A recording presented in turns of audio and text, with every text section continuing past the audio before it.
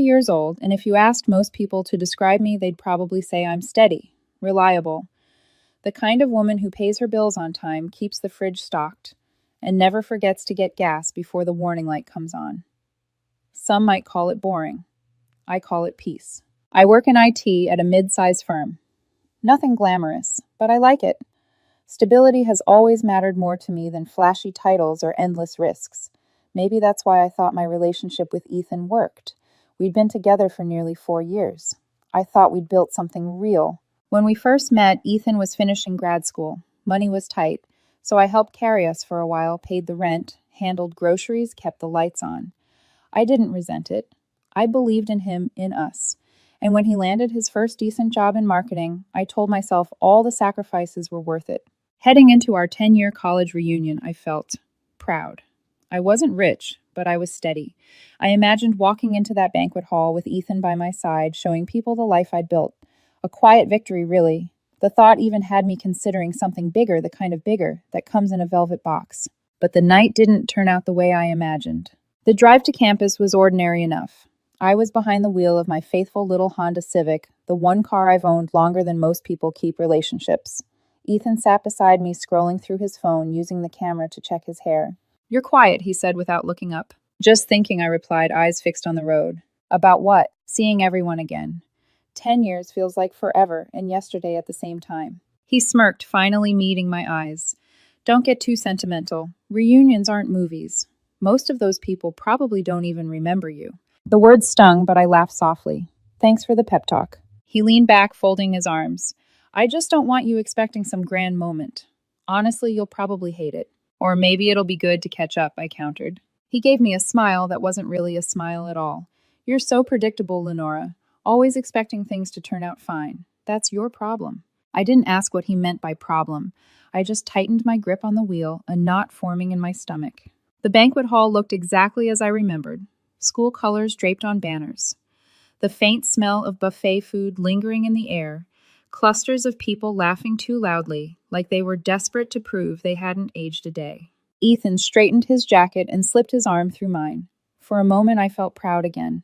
This was my boyfriend, my partner. I wanted people to see us together.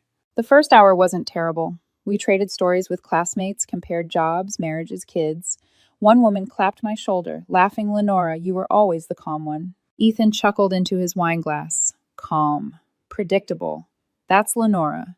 His tone had an edge I didn't like. A couple of people laughed nervously. Marissa. Tall, confident, with the kind of magnetic energy that made the room bend toward her. She hadn't changed much since college, still glowing, still carrying herself like life was hers to command. Ethan's entire face lit up. "Marissa," he breathed as if her name alone carried oxygen. They hugged, lingering too long. She held his shoulders, smiling like she'd been waiting a decade for this moment. Ethan. Wow. 10 years. "Too long," he said, glowing back. Then, almost as an afterthought, he gestured toward me. "This is Lenora, my girlfriend. She's steady. Steady, like a used chair, like I was a placeholder rather than a person." "Nice to meet you," Marisa said politely before turning her full attention back to him. The rest of the night, I might as well have been invisible. They swapped old jokes I'd never heard, laughed with their heads close together. Ethan's eyes never left her. At one point, I caught her voice low, but not low enough. "I always thought you'd end up in New York and we'd find each other there." My stomach dropped. Did she really just say that in front of me? Ethan laughed softly. "Yeah, life had other plans." And then hours later, after too many drinks, came the line that would carve itself into my memory forever. We were in a circle with his old friends. His cheeks flushed, his smile too wide. Ethan raised his glass like he was giving a toast. "You know what's funny? Lenora's always been the safe one. The kind of woman you settle down with. But sometimes safe is just safe." There was awkward laughter. Heat climbed into my chest. But he wasn't done. He turned to me, eyes glassy, but voice sharp. "Honestly, Lenora, you were just my safe choice. Until this weekend." His eyes flicked toward Marissa. I mean, look at her. The room fell silent. I felt every pair of eyes on me. My heart pounded, but my hands stayed steady. I reached into my purse, pulled out the keys, and placed them in front of him. My voice was calm, colder than ice. "You can find your own way home. No yelling, no scene, just that." And then I turned and walked out, the noise of the banquet hall crashing behind me. The night air hit me like a wave, cool and sharp, as if the universe itself had taken a breath I hadn't realized I was holding. If I'd known how much my life would change after that moment, I might have smiled. Because that night wasn't the end, it was only the beginning. When I got home that night, the apartment felt like someone else's. I dropped my purse on the couch and stood in the doorway staring at the framed photos lining the wall. Birthdays, vacations, little moments frozen in time. Once they had felt precious. Now they looked staged fake, like we'd been actors in a play that had just ended with one devastating line. "You were just my safe choice until this weekend." The words echoed in my head, dull and sharp all at once, like pressing a bruise. My phone buzzed. Ethan's name lit up the screen. Then again, and again. I didn't answer. I set the phone face down on the table and sat in silence, listening to my own breath. It wasn't the kind of silence that suffocates. No, this one felt new. Skelamenga. It was almost freeing. The next morning, the calls turned to texts. "Ethan, Lenora. Where are you? We need to talk." "Ethan. I was drunk. It came out wrong." "Ethan. You know I didn't mean it like that. Please answer. Ethan. Don't do this." I blocked his number. For the first time in years, I chose silence over explanations. No more cleaning up his mess with soft words or second chances. The following week moved in fragments. Work, gym, dinners alone. Nights were the hardest. I'd lie in bed replaying the reunion in my head. Every detail was sharper than it had been in the moment, the way his lips curled as he said, "Safe choice," the uncomfortable chuckles from classmates, the weight of the keys as I slid them across the table. Sometimes the memory felt like fire, other times like ice. But each time I told myself the same thing, I walked away. And with each repetition, the sting dulled. Then the photos started. Friends from the reunion sent me screenshots, unable to resist the drama. Ethan and Marissa arm in arm at some trendy bar. Ethan beaming, as if he'd just stepped into a movie. Marissa holding a glass of champagne, her smile sharp enough to cut glass. The captions stung more than the images. Good company. Good night. To the outside world, it probably looked like a fairy tale, the golden couple reunited after a decade apart. But I noticed something others didn't. In every photo, Ethan's eyes weren't on her. Not really. They drifted, distracted, searching. And Marissa's smile, too wide, too practiced. The kind of smile that dares the world to look closer, but prays no one actually does. I muted their accounts. Not out of weakness, but out of strength. Their story was no longer mine to carry. Yet people couldn't help themselves. Updates trickled in like water through cracks. "Did you see Ethan and Marissa? They're everywhere lately." Or whispered at work, "I heard she's already complaining he doesn't text back fast enough." I pretended not to care. But alone, I allowed myself the smallest smile. Because even in those early weeks, I saw the truth forming. Ethan thought I had been his anchor, his steady ground, his safe choice. What he didn't realize was that anchors don't beg to be held. Anchors cut free. And once they do, the ship drifts. One evening, I sat on the balcony with a cup of tea, the city humming softly below me. The phone was silent, blissfully so. For the first time in years, I wasn't waiting for someone else's mood to dictate mine. And that's when I understood something Ethan never had. Silence isn't empty. It's full of power. And though he didn't know it yet, the silence I gave him was the beginning of his unraveling. 2 weeks after the reunion, the gossip had already started. I didn't seek it out, but people seemed eager to keep me updated, as if they needed me to witness the spectacle. "Ethan and Marissa are inseparable," one message read, followed by a photo of them at a rooftop bar. Ethan had his arm around her waist, his smile wide, but his eyes were elsewhere. Another classmate texted, "They look like a power couple." I stared at the image, and for the first time I felt nothing. Just distance, like watching Skelemengers. But the cracks appeared sooner than anyone expected. At first it was whispers. A coworker of Ethan's mentioned he'd been showing up late, distracted. Someone else hinted Marissa wasn't exactly exclusive. That she still flirted, still kept her options open. One evening, a mutual friend called me. "I shouldn't be telling you this," she began. Her voice tinged with guilt, but Marissa was bragging at happy hour. Said Ethan's already getting clingy. He texts nonstop, wants to stay over all the time, and she's annoyed. I let out a soft breath, annoyed. Yeah. Her exact words were, "He's a nice guy, but I'm not looking for boring." Boring, predictable, safe. The same words he once hurled at me now echoed back at him, sharper, crueler. Meanwhile, my life was steadying. Work had become my anchor. I stayed late some evenings, not because I had to, but because the hum of servers and the glow of code on my screen felt more honest than anything Ethan had ever promised me. At the gym, I pushed myself harder. Each rep, each drop of sweat felt like proof I was stronger than I had been at that reunion. Slowly, I noticed something changing. The nights weren't so heavy anymore. The silence I once feared now soothed me. For the first time in years, I was living without someone else's shadow hanging over me. Then came the oversharing. Ethan and Marissa's social media posts shifted.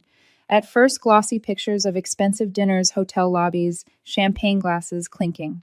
But soon the captions grew pointed defensive. Real love is passion, not predictability. Never settle for safe choices. Her words cut close, almost deliberately aimed at me. I didn't rise to the bait. I muted her, muted him, muted the whole circus. But still, the updates found me screenshots forwarded by friends, whispers over coffee. And the more I saw, the clearer it became Ethan was chasing validation while Marissa was chasing the next thrill. Neither of them had what the other truly wanted. One night, while folding laundry, I caught myself laughing an honest, unguarded laugh. Because the irony was too sharp to ignore. Ethan had thrown me away for passion, but passion was already slipping through his fingers. Marissa wasn't building a life with him. She was playing a game Ethan didn't even know he was losing. Still, I'd be lying if I said it didn't sting. Sometimes late at night, I'd close my eyes and replay the reunion. The look on Ethan's face as he chose her, the laughter in Marissa's eyes, the silence of the room around me. It hurt. But now that hurt wasn't raw anymore. It was scar tissue. And scar tissue, I reminded myself, is stronger than skin. A month after the reunion, I heard the inevitable. Marissa had been spotted at another bar, not with Ethan, but with someone else. A man leaning too close, her hand resting casually on his arm. The story spread quickly. Ethan's coworkers noticed the tension. His friends whispered that he looked exhausted. And I sipped my tea, looking out at the city lights, and let a small, quiet smile tug at my lips, because I knew what was coming. Ethan thought leaving me for Marissa was the beginning of a better story. But really, it was the beginning of his unraveling. And I didn't have to lift a finger. The first sign was an email. No subject line, just a wall of text. Lenora, I know I hurt you. You don't understand. Things with Marissa aren't what I thought they'd be. She's not serious. She's fun, but she's not stable like you. I miss how calm you made my life feel. I don't know why I said what I said at the reunion. Please just let me explain. I read it once, then again. My chest should have ached, but instead I felt hollow. I closed the tab and went back to work. No reply, no explanation, silence. But silence, I learned, doesn't deter desperation. It fuels it. The next week, he showed up at my building. I spotted him leaning against the wall near the N. Kellerman's jacket, wrinkled hair, unkempt. Not the polished Ethan from reunion night. This one looked cracked. Lenora, he said as I approached, his voice rough, please. 5 minutes. That's all I'm asking. I stopped a few feet away. My keys gripped in my hand. What are you doing here? His eyes searched mine, frantic. I need to explain.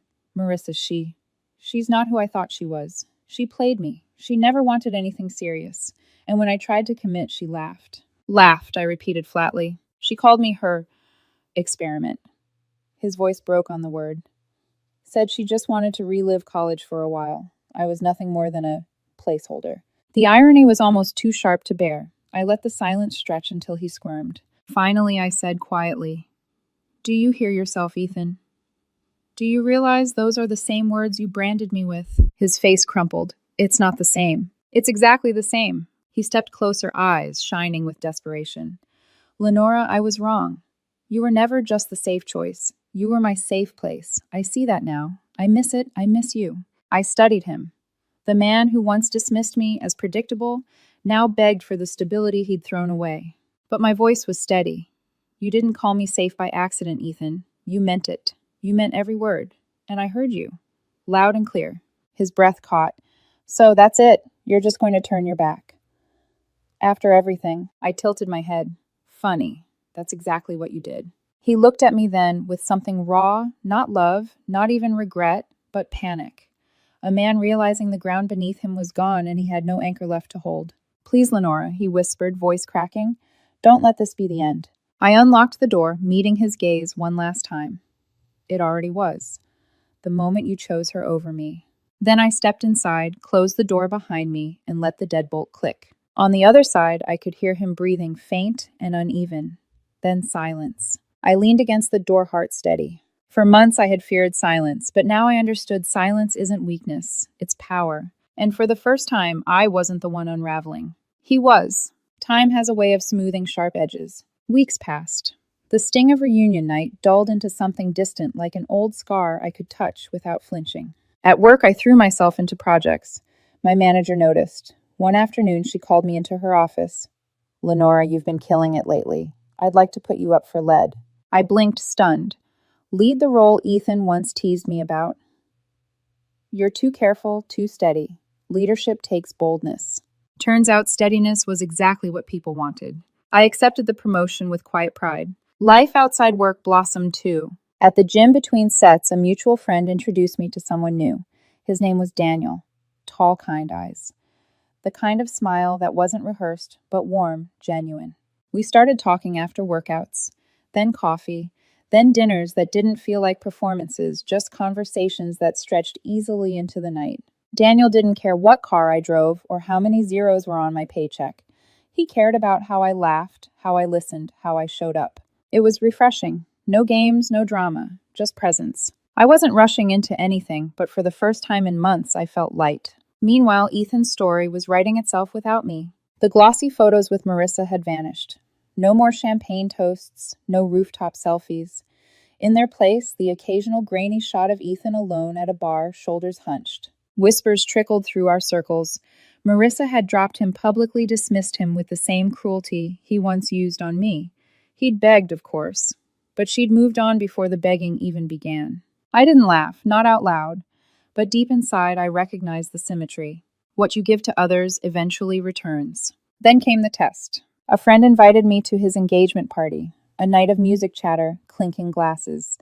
Daniel offered to come, and I said yes. The venue was warm and glowing fairy lights strung across the ceiling. I walked in on Daniel's arm, and for a brief second I forgot Ethan might be there. But then I saw him, standing near the bar alone. No Marissa, no entourage, just Ethan staring into a half-empty glass. His eyes found me instantly, froze, then widened when they landed on Daniel. I felt his stare follow me across the room, felt the weight of his silence. But instead of shrinking, I lifted my chin and smiled. For once, not for show, for myself. Later that evening, when Daniel stepped away to chat with friends, Ethan made his move. "Lenora," he said softly, appearing at my side. I turned, my expression calm. "Ethan." He looked me over, lingering too long. "You look good." "Thanks." His gaze shifted toward Daniel across the room. "So is that your boyfriend?" "Yes." There was a pause. His lips tightened. "Don't you think it's a little fast? I mean, after everything we had." I tilted my head. "After everything we had, Ethan, there is no we anymore." His throat bobbed. I was wrong. I was stupid. Marissa made me feel like I could have more, but she used me. And I see now. You were the one who cared. The one who would have stayed. I remembered his voice at the reunion, sharp and careless. You were just my safe choice until this weekend. Now I let the memory guide me. You were right about one thing, I said quietly. I was the safe choice. Safe, loyal, dependable. And those are exactly the qualities that make me worth more than you ever saw. Daniel sees it. You didn't. His face twisted regret. Humiliation, desperation, all tangled together. So that's it. You're just going to throw me away. I shook my head gently. No, Ethan.